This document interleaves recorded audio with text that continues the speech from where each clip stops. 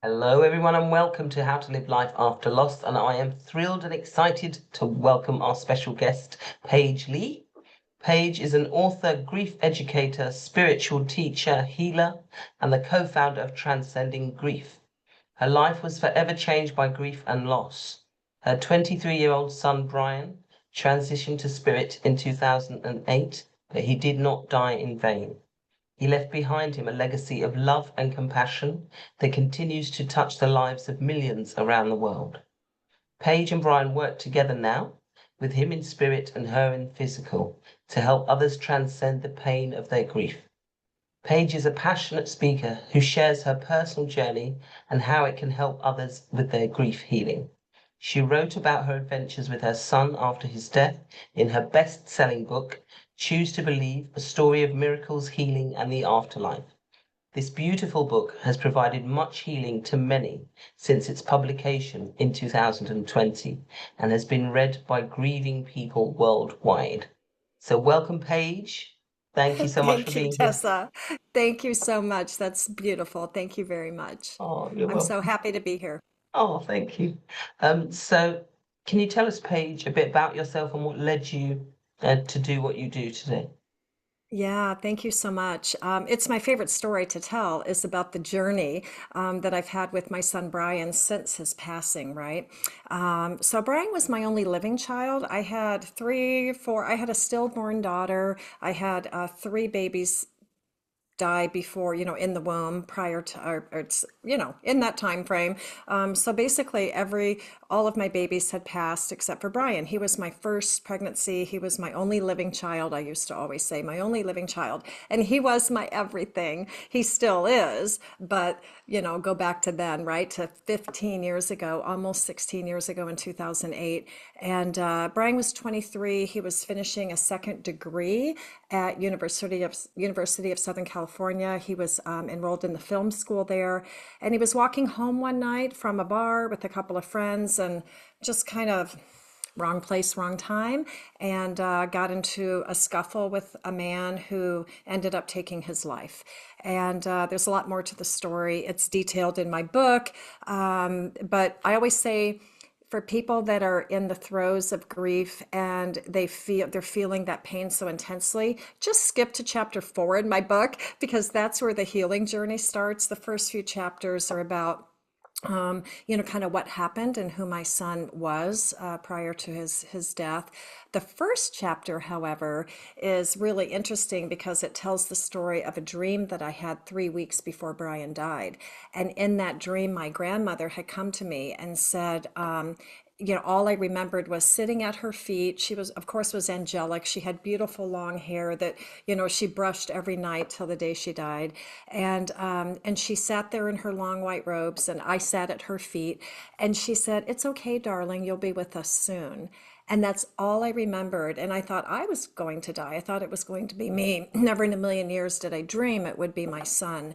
And I didn't even realize that till much later, right? And then about 3 weeks after Brian died, so 3 weeks before, about 3 weeks after, I was lying on my bed in the middle of the day, mid-morning actually, and I heard out loud with my ears, I heard "Mom," and I jumped up, and I'm like, "Oh my gosh, where are you? Where are you?" I mean, I had been in so much pain, of course. I mean, you can't lose a child or anybody that you love so dearly and not have that, just immeasurable pain, devastating, take you down to your knees. I mean, those were dark days, Tessa. Those were dark days for sure.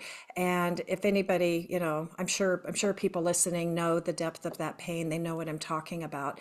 But when I heard his voice, I jumped up. It was out loud, and I'm just like, "Oh my gosh, where are you?" And I said, "I don't know where you are, but I will find you. I promise I will find you, and I will not stop looking until I do."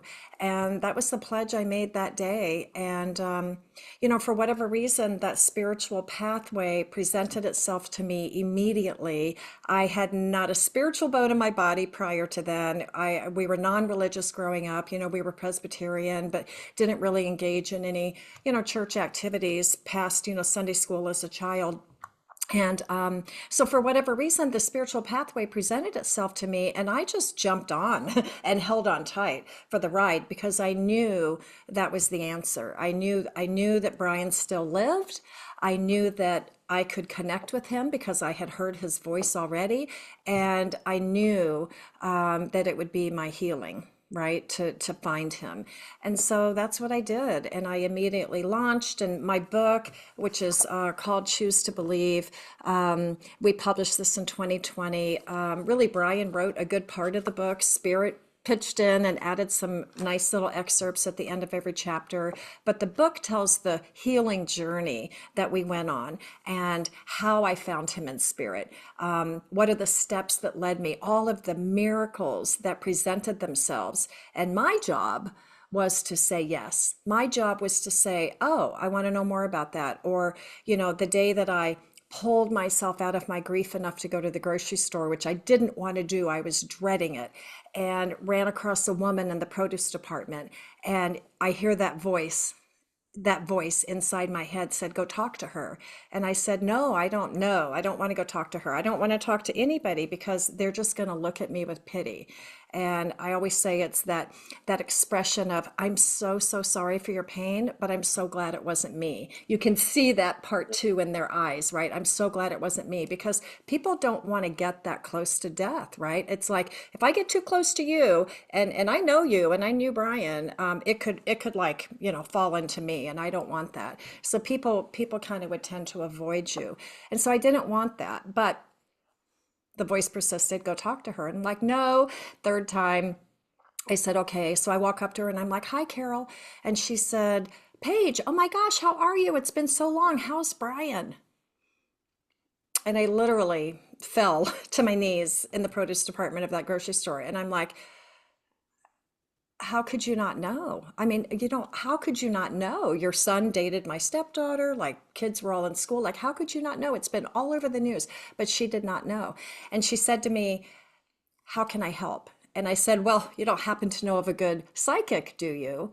And she said, well, as a matter of fact, I have chills again every time I tell the story. As a matter of fact, I'm having a group circle in my home in 2 weeks or something like that, and I have two spots open. Would you like them? And that was my first opportunity to say yes. And I said yes. And I went there, and it just was amazing. This man who has since passed away became my first mentor on this journey. He taught me all about, mediumship and angels and guides and psychic development, all of these things. I love him dearly.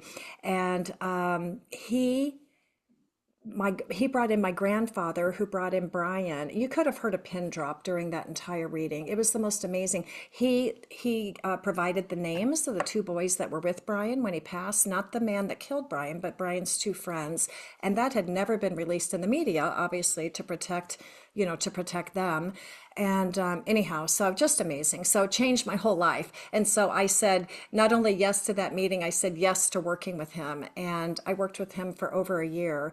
And then that brought me to a development circle of friends that I made within those lessons with him. And we started practicing every week, and we would alternate each other's homes, and we were practicing doing readings for each other. We would, do psychometry. We would take a piece of jewelry and we would see what messages we could get from it. We would stand in front of a big white screen and we would try to read each other's auras. We just were all so new and so green and so full of excitement and wanting to know the magic. I call it the magic carpet ride now, because that's what it was for me. It was this magic carpet ride that opened up, and spirit just laid one opportunity in front of the other at my feet.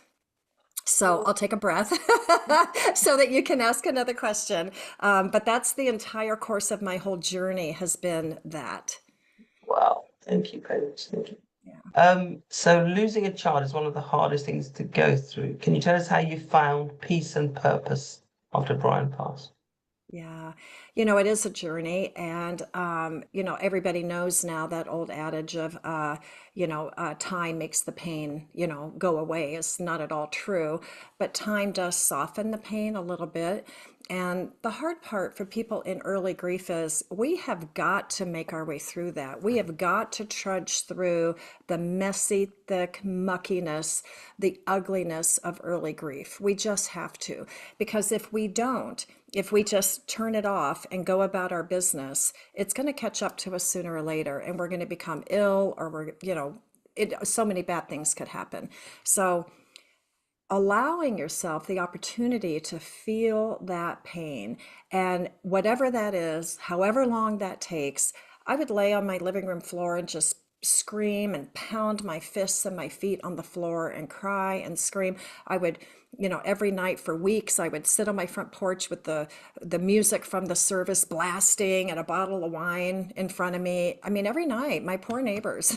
But I didn't care, because I think intuitively I knew that I had to process all of that pain. I could not hold it in. I was going to die. I wanted to die. Of course, we all want to die when our child leaves before us, because it's like, take me, just bring him back. I don't care whatever you have to do up there, but bring him back and take me instead, right? But of course, that was not the way it was going to turn out.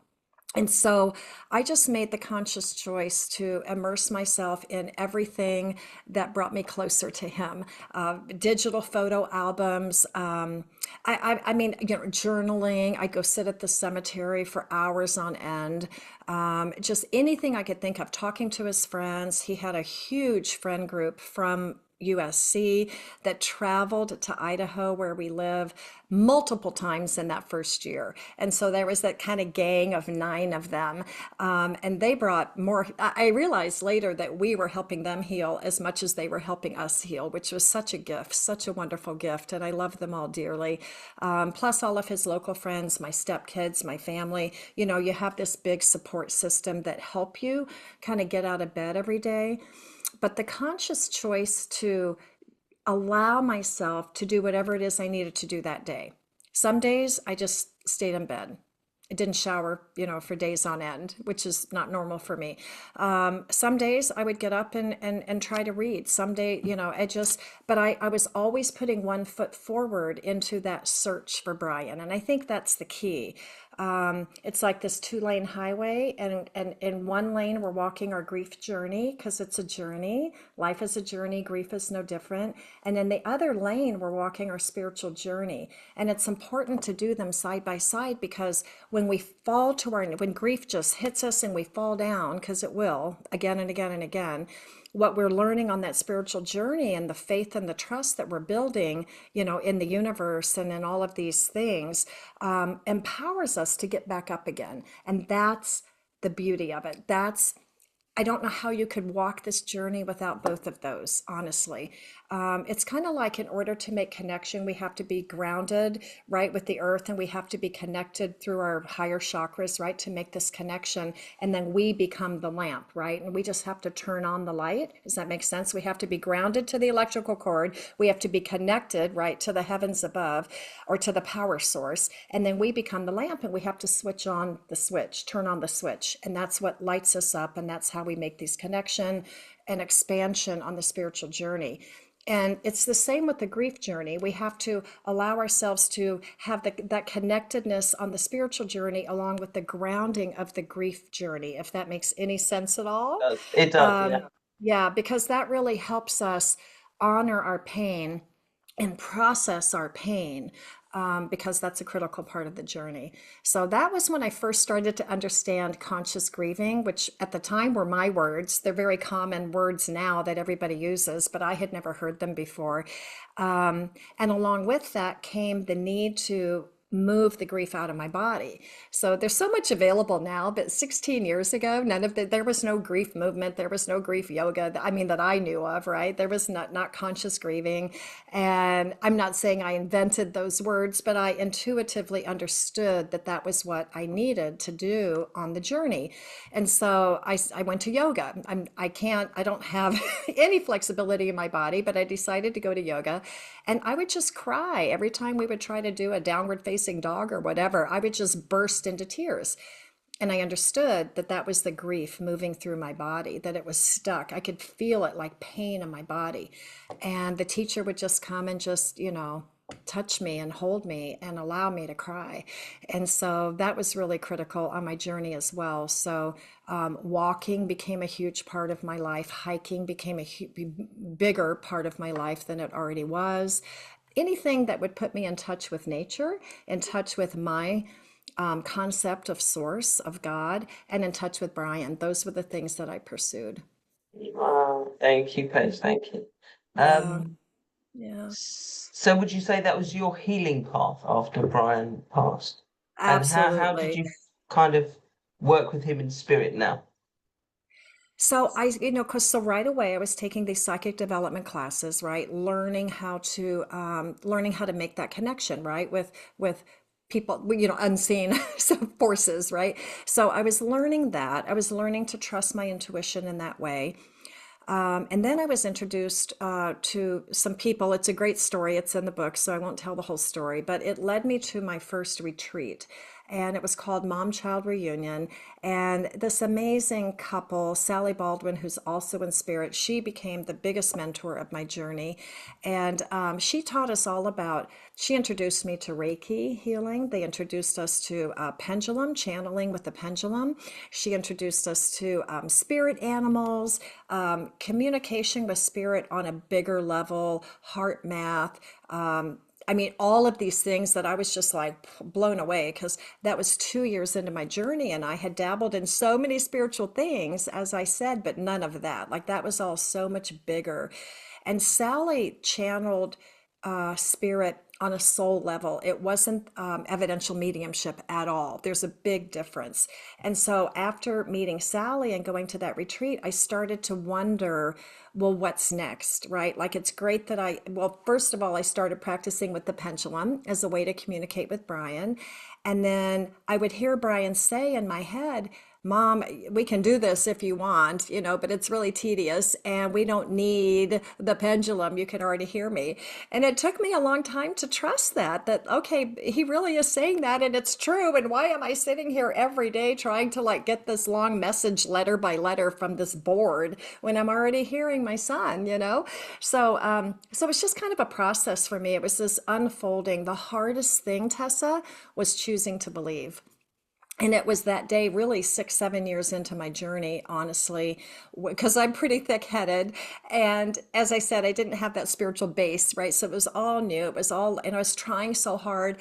And all of a sudden one day, because I'd have all these amazing experiences with Brian and ladybugs, which I can't wait for you to read the book, you guys, and hear my ladybug stories. They're magnificent. All of the miracles, as I called them, that opened up for us with Brian trying to communicate with me and spirit trying to guide me on this journey. And still I would have these moments where I doubted and I wasn't sure, and I'd be like, oh, I'm just making it up or whatever. And finally I was, feeling sorry for myself one day in spirit. It's kind of like, oh my gosh, if spirit ever got frustrated, which I don't think they do, but if they did, it would have been like this. It would have been like, oh my gosh, girl, would you just choose to believe that it's all real? And I was like, choose to believe that it's all real? Choose? I get to choose? Like, pretend I believed until I really did believe. And that was a game changer for me. And I knew at that moment that the title of our book would be Choose to Believe. I knew it then. And that changed everything because I just said, oh, I can pretend that it's all real, just put all of these doubts to bed, choose that it's real, and just move forward. And from that day, not one time did doubt creep in. Not one time, not one time since then in the past, however long it's been, 9 years, have I had a doubt or any thoughts of like, I don't know. It could just be my ego or it could just be my own thought. Because the truth of it is, so what if it is occasionally? So what if that ladybug's not from Brian? So what if that thought's from my dad or my spirit guide and not Brian? Who cares, right? The point is trusting that I'm receiving the information, trusting that the ladybugs are heaven sent, right? Trusting in your ability to receive, to recognize, and to also send communication across the veil. And now more than ever, as you all know, everybody listening to this today, now more than ever, the veil is thinner and communication is possible. Wow. So why do you say that? Why do you say now more than ever? Because the world is evolving and vibrating at a rate higher than we've ever seen before. People are awakening spiritually. I mean, there's kind of all that new age stuff that we heard back in the 80s. It's really kind of all coming true now.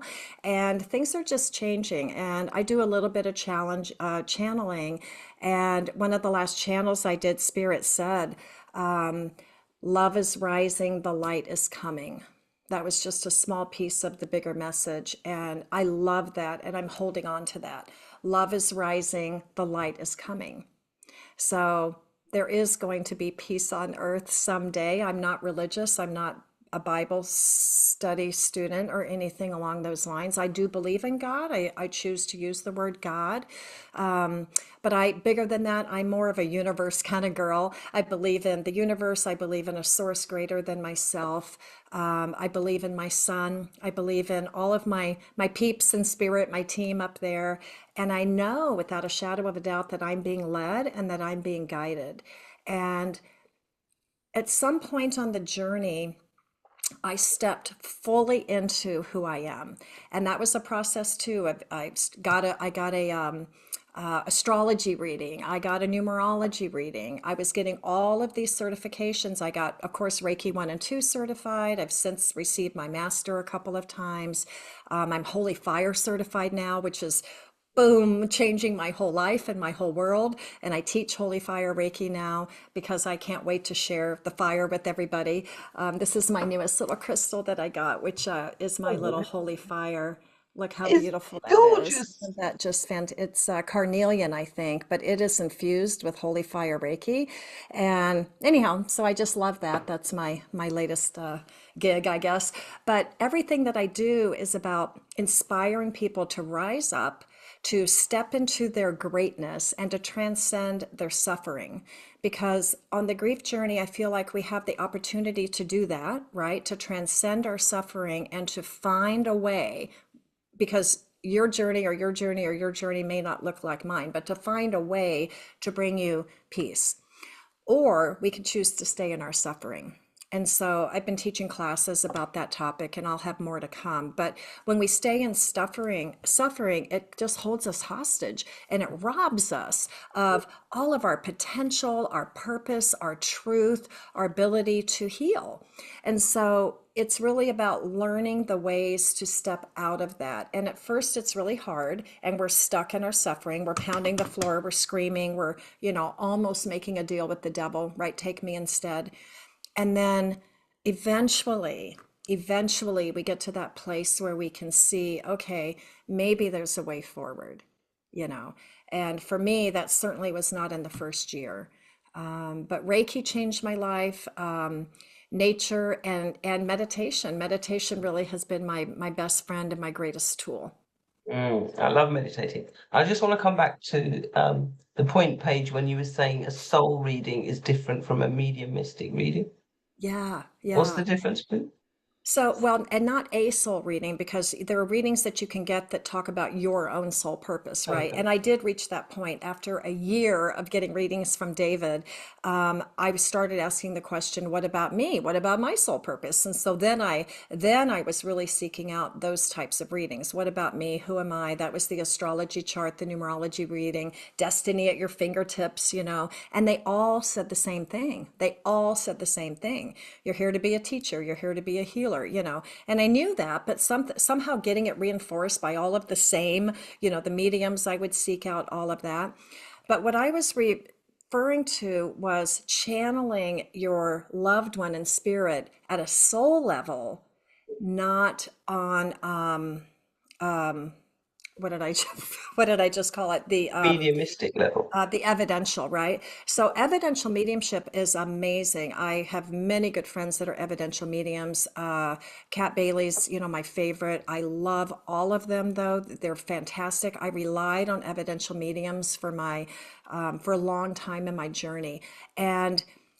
But Sally Baldwin channeled at this different level. She channeled at a soul level. So for example, when I went to her retreat in Sun Valley in 2010, long time ago, she would give us these readings from our children because it was only for moms with kids in spirit.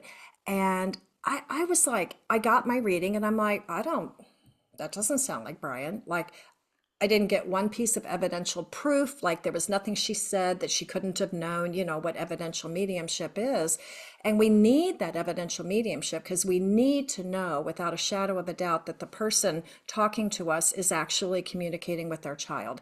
And Suzanne Wilson is another great. I had the most amazing gallery reading from Suzanne Wilson, blew my mind.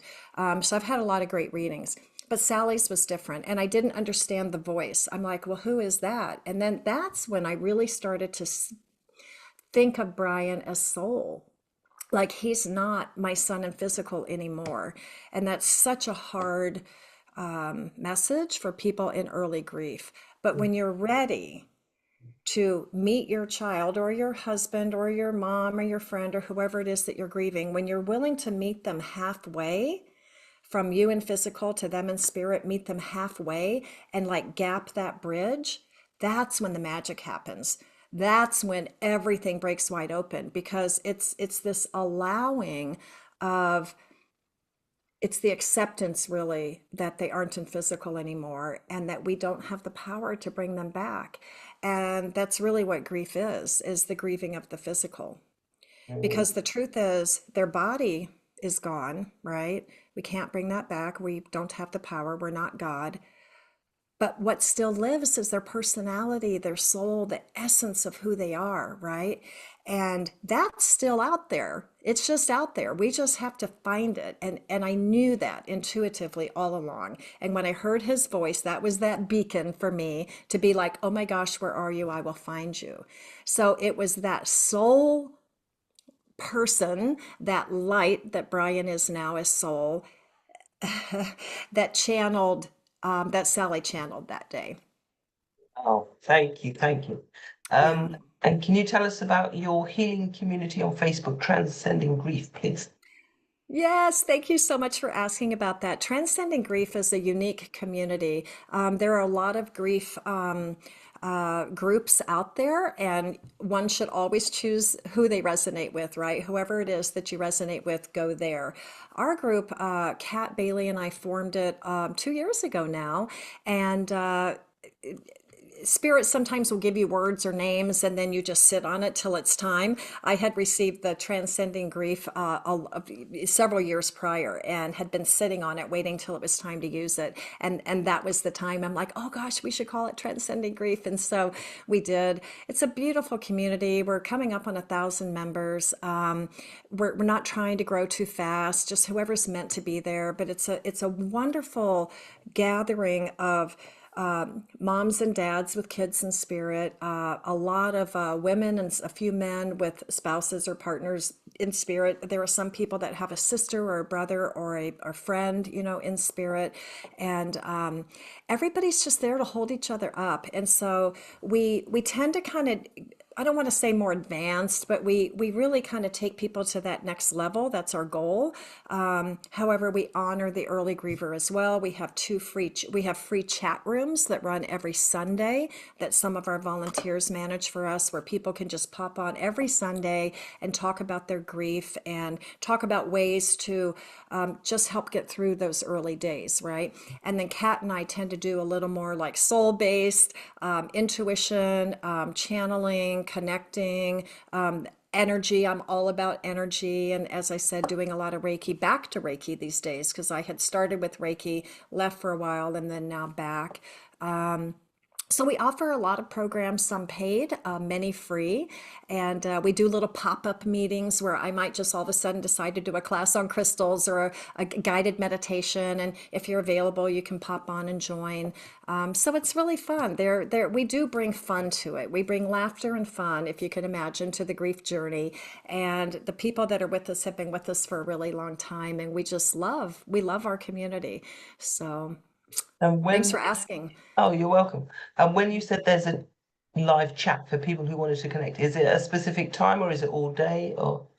There are two women that run them on alternating Sundays, and the one gal's in the UK, and hers is at 5 p.m. Eastern time. Is that correct? That would be awful late for you in the UK. Yeah, it'll I'm be not sure, I'd 7 have to p.m. check, but Oh, it's on the okay. webs, it's on the Okay, page. cool. All right, It's on thank the you. page. And in fact, I post every week, I do a Monday post with the events coming up that week so Okay. that everybody can see, be reminded of the day and the time, and then they just have to find the Zoom link. But yeah, so, and then I can't remember when Sandy's are, but they're generally evening in the US, and so maybe a little bit later in the UK. Okay. So, Thank but you, not middle of the Paige. night. Okay. Yeah. So you also offer retreats. Can you tell us about those, please? Oh, it's my favorite thing. So first of all, Kat and I do retreats. We do them in Connecticut in the U.S. And we had our first one last year. This year we're going back with another. We're calling it I Am Soul Retreat. There are still actually rooms available at that retreat. We've sold out our commitment, but they ended up having more rooms available. So people are joining. Like I just added two more people yesterday. And then prior to that retreat, we're doing a healing certification workshop where I'm certifying people in Reiki. Kat is certifying people in sound, vibration, and healing. And that is sold out. That's 8 people only. That's sold out. But the main retreat, which is 3.5 days, beautiful Connecticut, we do silent labyrinth meditation. We do a lot of connection work. We're going to do a lot of healing work. And Kat is hilarious. And she does trance channeling and mediumship demonstration. And then I do, all the things I do. And we just have a really good time. The venue, Connecticut is a little off the beaten path for many, but once you get there, it's so worth it. It's like farm to table food, freshly prepared, 3 meals a day. We all eat together. We're doing a couple of fire pits at night where we just gather and tell our stories. It's just a really beautiful experience. And then after my Sally Baldwin passed away, my retreat lady from 2010, I always knew I would be the one to carry that torch, I just always knew it, and she knew it too. And it took me a long time, but I now run my own mom-child reunion, as she called it. I got permission from her husband to use the name of the retreat. It's only for moms with kids in spirit. It's only 11 people every year. I'm getting ready to launch it next week, so this probably won't even have aired yet, and will be sold out. But it's my baby. It's my baby. It's the one thing I do of all the things I do that's closest to my heart, and it's just we do it in Idaho. It's a really bonding experience. We do a lot of meditation and healing work and hikes and just togetherness. It's just a really special time Oh, lovely. And are they every year, Paige? every Yeah. year. Yeah. Okay, cool. Okay, so maybe the viewers can join you next year as well. Yes, maybe. Yes, yes. And I know So, you held up your book for a little while, but can you tell us a bit more about your book and what made you write it? And is Brian oh, helping you? Did he help you write it? he did help me write it. You know, as I said, I got all these medium readings, right, in the early year or two, and everybody kept saying, even Sally Baldwin said, you and Brian could write a book, and I'm like, yeah, yeah, yeah, I know. Brian was the writer. He was a great writer. I'm not a bad writer, but Brian was a great writer, and I'm like, yeah, we could. And then one day, I hope he doesn't listen to this, but one day I was interviewing somebody. I was preparing, I was doing a big interview. It was my first time interviewing somebody for a worldwide broadcast, right? And I was researching, and I read his book. I refer everybody to his book. And I was on an airplane and I was researching, rereading his book and making notes. And as I was doing that, all of a sudden I got that download of you could write a book, and here's what it needs to be about. And I wrote the entire chapter of contents that at that moment in time. Oh, Like just didn't even think about it, which is what channeling is, right? It just kind of, you have that thought and then you just write and it all comes out. And so it took me, and then a little funny story. Then we did the broadcast with him, the interview, and he's like, okay, send me all the links. And I'm like, I forgot to record. So I don't know that he's ever forgiven me. But for me, the purpose and all of that was to get that table of contents, right? Anyhow, I felt bad about that. But so it took me several more years. And in 2019, I told my husband, because I had retired from my real estate career after Brian passed. And I'd just been, a little bit of this, a little bit of that, and working for my husband doing his bookkeeping. And I told him in 2019, I said, babe, I have to quit. I cannot do this one more day. I have got to write my book. Like it was just like, write the book now, write the book now. And I'm like, I have to write the book. And so we found somebody to replace me and I trained her and I left and I started writing. And it's not that big of a book, but it's kind of hard to write a book. It takes you back and you revisit all of the early days, but thank goodness I had journaled. And so I had all of that written down. I had exactly the messages I received. I had the dates, the times, all of that. Anyhow, so in the process though of writing the book, I got frozen shoulder. Oh, And then I was down and I couldn't write the book for a while. I had to take a long break because that is the most painful thing known to man. Way worse than childbirth, I'm telling you. So painful. And I mean, I couldn't even do that. I couldn't do my hair. I couldn't hang clothing up. I couldn't do anything. And that journey of the frozen shoulder led me to a healer, and we started going deep, and all of this stuff came up, and I would have these visions of a whole bunch of kids down in a hole kind of reaching up for me. And I knew that it was time to step into my power. I knew it was time to step into who I am as a teacher in a bigger way, and it was time to get the book done. So eventually the shoulder healed. I was able to finish writing the book. I found the most amazing editor, and we published it in October of 2020. Actually, September 18th. We did the launch on Brian's, what I call his spiritual birthday, which is the date of his passing in 2020. And he did write a lot of the book. Like if I would be stuck and I would pause, he would either bring back the memory or just kind of start writing. But there's a poem in the middle called Believe, and he actually channeled that poem Believe before the book was written. And it's a beautiful poem, kind of Dr. Seuss-ish in its cadence, but it's a beautiful poem about finding our loved ones in spirit, and that concept of choosing to believe that they still live and making that commitment to find them. So that's smack dab in the middle of the book. And so it just tells the first couple of years of the journey, though, right? It doesn't really go into a lot of detail. It basically tells my healing journey. And so there's another book coming. I've started the table of contents. It didn't come all at one time this time, but it came on an airplane and I got half of it. So I guess maybe I have an airplane trip in a couple of weeks. Maybe I'll get the rest. oh, uh, brilliant. Thank you, Paige. Thank you. yeah. Can you tell us about your free gift, please? Oh gosh, thank you. I don't have a copy of it printed out, but it is a little booklet. I hesitate to call it an ebook because it's not that long, but it's a wonderful little booklet that I wrote about unraveling the layers of grief.